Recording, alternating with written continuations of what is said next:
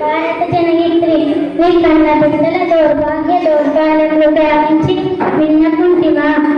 ఈ ఆంగ్లేయుల నిరంకుశ అధినేతల దుష్టత్వ భావనలు చూస్తూ ఊరకుంటివా? సర్వసంగ పరిత్యాగులైన దేశభక్తులను దేశద్రోహులుగా చిత్రించి చిత్రహింసల పాలు చేయుచుండ చిత్తరువుల బొమ్మ వలె కిమ్మనుకుంటివా?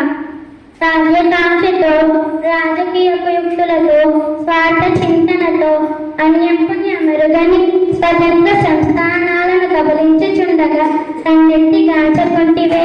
సమస్త ధర్మ ప్రతిష్ఠితవే, పవిత్ర చరిత్రవే.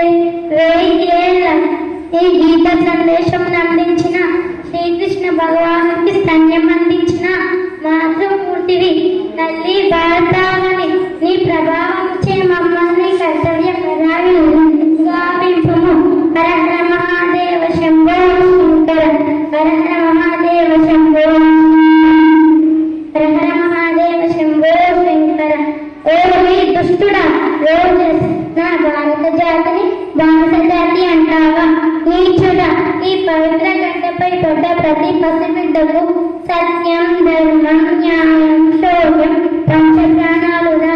ఈ పవిత్ర గడ్డపై నీవేమైన మరణకాలను తలపెట్టినను ప్రతి వీరుని రక్తపు బొట్టు ప్రశమ రుద్రులను సృష్టిస్తుందిగా. మీరెన్ని నిర్బంధ సౌగంధ దుర్గాలలో దాగినను మిమ్ములను శోధించి చేయింపక మానదు మా ఈ ఆయుధం.